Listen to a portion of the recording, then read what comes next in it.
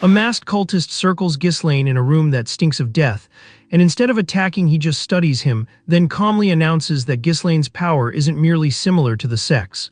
It's closer than that, it's basically theirs. Ghislaine has zero patience for the cult ambience. He skips the mood lighting and goes straight for the only question that matters.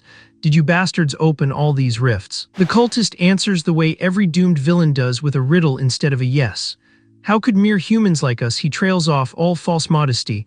That's not a denial, my guy. That's a confession wearing a hood. And here's the first big callback of the episode.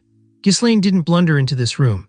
Just like the Monodead Zone trap 2 chapters ago, he walked in fully aware because the enemy dangled the one bait he can't refuse, answers about his own power. Most heroes get lured. This one RSVP to the trap and shows up early. Then the sect actually delivers. His power isn't mana, the cultist says, it's closer to divine, the same current the Salvation sect drinks from. Now connect the dots the show's been laying since the Spirit Pact. The Grace Delmoth recognized in the Tower Duel, the murky power the ducal family hands its agents. It all rhymes. Ghislaine's been carrying a piece of the enemy's own power this whole time. Quick power scaling note because it reframes everything. If his strength really runs closer to divine than to mana, then every circle rank is meaningless against him. Moment we've watched wasn't luck. It was him quietly running on a completely different engine. But the informant caps his own usefulness on purpose.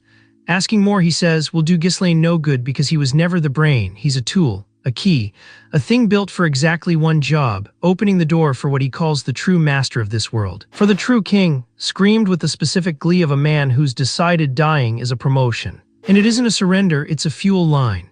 Ghislaine reads it in a heartbeat. The bastard is dumping every last drop he has into the rift before his body gives out.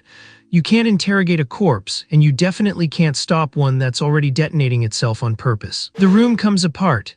Black light tears up through the floor, the rift rips itself wider, and the ambush stops being a room at all.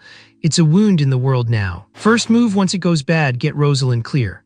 Remember her, the overlooked Branford daughter, the only one who could see the black energy everyone else was blind to. That gift is exactly what let the sect trail her here as bait. So Ghislaine plants himself between her and the tier and tells her to run first. The rift exhales, and the energy pouring out is so thick and poisonous that even Ghislaine, Mr. Monstrous reserves himself, has to brace against it. Now here's the irony this whole trap earns. Last chapter the cultist gloated the dead zone would starve Ghislaine of mana and turn his reserves into a battery. This chapter, the second the rift opens, the inside is brimming with mana, more than he could ever burn through. The device built to defang him just catered his lunch. Somebody did not read the fine print. The catch keeps it honest, though. Now that the rift's open, there's no swatting it from the outside anymore. The only play left is to hold it shut from expanding while he's standing right next to the thing. Then the other side speaks first, and it's worse than anything the cultist promised. It's been a while, says something stepping through. A Vanguard of the Apocalypse, a title not a nickname, which means this thing has been here before.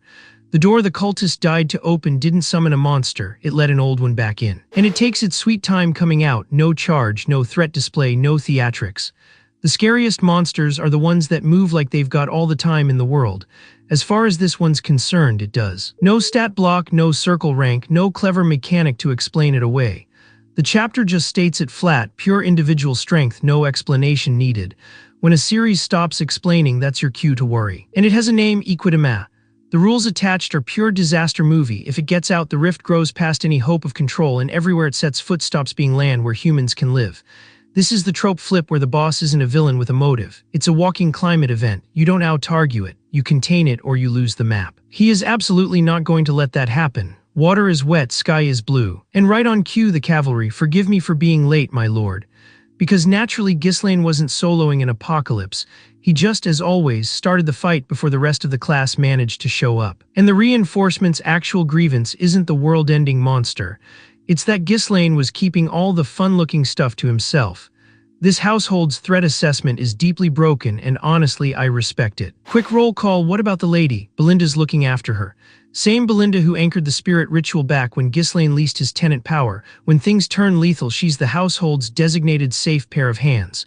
Continuity doing quiet work in the background. And then the chapter hands me the exact callback this whole episode is built around.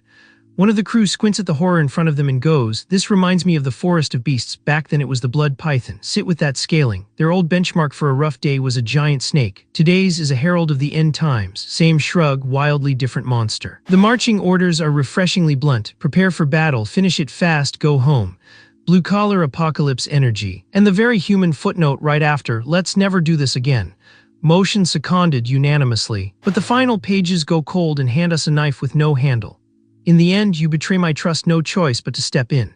No face confirmed, no context, just a line that lands like it belongs to a future none of us on this couch have been shown yet. Given who we know is out there, that one word should raise the hair on your neck. So who breaks faith with whom? I've got a name I'm legally not allowed to say. Drop yours below.